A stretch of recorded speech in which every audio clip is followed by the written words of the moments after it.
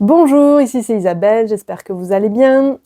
On est en hiver depuis un bon mois maintenant.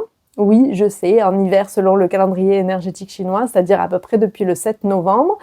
Et donc, comment on fait pour être en forme dans cette saison? Voilà ce que je vais vous présenter maintenant. Alors l'hiver, selon le calendrier énergétique chinois, je l'ai dit, ça commence le 7 novembre, ça finit début février. L'élément dominant, c'est l'élément eau, E-A-U. La couleur, c'est le bleu. Les méridiens les plus concernés par cette saison sont reins et vessie. Et donc, on veut faire circuler, on veut que le qi circule bien dans ces méridiens. Et pour ça, qu'est-ce qu'on va faire? Alors déjà, gardez les extrémités de votre corps au chaud. Les mains, les pieds, la tête, ça à l'intérieur comme à l'extérieur. Oui, si vous avez froid aux mains à l'intérieur, mettez des gants. Ensuite, aussi, ce que nous, on fait peut-être moins, c'est de garder le bas du dos au chaud, la zone des lombaires, là. Alors, soit vous, comme moi, vous portez un pull long, sinon, mettez un chauffe-rein, une écharpe, quelque chose qui va vous permettre de garder vos lombaires au chaud. Les écharpes en laine, c'est super bien quand on a froid dans le bas du dos parce qu'on est resté longtemps en position assise devant l'ordinateur. Mettez quelque chose qui va vous réchauffer les reins. Ensuite, autre chose, massez-vous les pieds. Alors, au moins une fois par jour, c'est ma recommandation. Après, vous le faites en fonction du temps que vous avez. Mais pensez-y. Et surtout, dans les pieds, ce qui nous intéresse en particulier pour le rein, c'est le point 1 du rein. Donc, ici, vous voyez, on a des coussinets. Il y a un creux. Dans le creux, qui se forme quand je fléchis mes orteils, c'est le point 1 du rein. Donc là, vous le massez. Moi, je fais pouce sur pouce. Donc là, dans la position où je suis, oui, je suis souple. Si vous êtes moins souple, vous pouvez trouver une solution, une position plus confortable pour vous. Là, c'est parce que pour la vidéo, c'est plus simple de le montrer comme ça. Donc, pouce sur pouce, et on fait des petits cercles. Des fois, au début, on ne sent pas grand-chose, et ensuite, ça se réveille. C'est normal. Si à un moment donné, vous trouvez une sensibilité, c'est normal. Vous venez de réveiller votre point numéro 1 du méridien du rein. Ce que j'aime bien aussi proposer dans les cours de Douyin, mais qui sont valables pour tout le monde, c'est les tapotements. Ça fait bien circuler l'énergie. Et en hiver, alors en général, par exemple, sur les bras, on dit on descend l'intérieur du bras, on remonte l'extérieur du bras. Et sur les jambes, on descend les extérieurs des jambes et on remonte à l'intérieur. Bon, si vous vous en rappelez pas, faites-le intuitivement, c'est pas grave.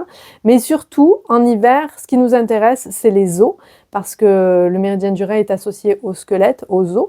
Et donc, quand vous vous tapotez, essayez de faire vibrer vos os. Essayez de sentir la vibration de vos os. C'est très nourrissant pour vos os, ça les rend plus solides si vous faites des choses pour eux en conscience. Donc là, vous pouvez tapoter aussi le sternum. On a des os partout, hein, donc le crâne, le front, les joues, la nuque, le sternum, les côtes en haut, en bas, l'intérieur des bras, l'extérieur. Et donc tout le corps, les tapotements, c'est tout doux. C'est le poignet très souple. Vous voyez, mon poignet est très souple pour ressentir justement cette fameuse vibration dans les os. Donc ensuite, je regarde ma petite feuille. Oui, pensez à faire de l'exercice, hein, parce que souvent, ce qui nous embête en hiver, c'est le froid. Et si on est trop longtemps en position statique, et bien en fait, le froid va rentrer et on va se contracter. Donc pour éviter cela, faites un exercice doux. Pourquoi, alors par exemple yoga japonais, de la marche, pourquoi doux plutôt que gros exercices? Parce qu'en fait on veut garder notre énergie. Donc si on fait un exercice assez doux, on va la mettre en mouvement. Si on fait trop d'exercices, on va s'épuiser et donc on n'aura pas le résultat qu'on espérait en ce qui concerne garder l'énergie dans le corps. En fait, on parle de thésauriser l'énergie, donc l'épargner cette énergie pour qu'elle soit à son maximum quand on va être au printemps. Ouais, c'est toujours l'image de la graine. Qu'est-ce qu'elle fait la graine en hiver? Elle est sous la terre. Et qu'est-ce qu'elle fait? Elle concentre son énergie. Il y a une énergie qui est quand même super forte pour qu'au printemps, elle ait suffisamment de force pour faire germer la plantule qui va sortir de la graine, émerger au-dessus, au niveau de la terre et ainsi de suite, plus tard former une plante puis un arbre. Et comme moi, vous avez déjà vu des plantes qui traversent le bitume ou la croûte de la terre gelée, etc. Donc il y a beaucoup de force et ça, c'est l'énergie, c'est le chi qui s'est concentré pendant l'hiver. Autre chose, si vraiment vous avez l'impression que vous vous sentez frileuse, pas dans le cas d'une maladie, mais d'une manière générale, vous vous sentez frileuse, vous avez l'impression que le froid est rentré en vous, dans vos os, etc., eh bien, allez consulter votre praticienne de shiatsu préférée pour faire de la moxibustion. C'est une méthode qui consiste à faire chauffer des points d'acupuncture pour que la chaleur rentre à l'intérieur et c'est très bénéfique. Donc je ferai peut-être une petite capsule là-dessus à un autre moment, mais donc pourquoi pas essayer la moxibustion. Et puis c'est bien aussi en hiver de justement on a un élément qui est présent, c'est le froid et c'est intéressant de s'exposer un peu au froid, donc de manière consciente, c'est-à-dire moi par exemple je prends des douches froides le matin, on peut aussi aller marcher une demi-heure, une heure dehors dans la fraîcheur du matin quand ça picote un peu.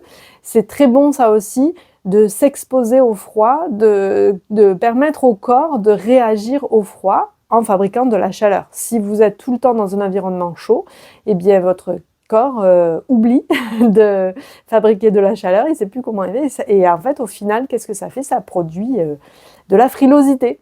Donc, il faut s'exposer un petit peu au froid pour pouvoir réactiver la chaleur interne. Et ensuite, bien sûr, vous pouvez activer cette chaleur interne de bien des façons en ingérant des aliments chauds. On évite les crudités en hiver, en tout cas celles qui sortent direct du frigo. Si vous voulez absolument manger des crudités, mettez la température ambiante. Les soupes repas sont excellentes, tous les bouillons, l'eau chaude tout simplement. Vous avez froid, au lieu de boire de l'eau à température ambiante, faites-la chauffer un peu pour mettre de la chaleur dans votre corps. Pensez aux épices aussi, les épices réchauffantes comme la cannelle ou le gingembre, ça fait chauffer et donc ça aide à fabriquer de la chaleur. Les légumineuses sont très bonnes en hiver parce que c'est de la nourriture confortable qui réchauffe et également les produits de la mer sont excellents parce qu'ils sont associés à la mer et donc au rein dans la médecine chinoise. Voilà, donc ça c'est des recommandations, je vous les ai déjà faites, je refais résumé au cas où vous auriez oublié. Si vous avez besoin d'un petit rappel, vous les avez maintenant dans cette vidéo. Voilà, j'espère qu'elle vous sera utile. À très bientôt!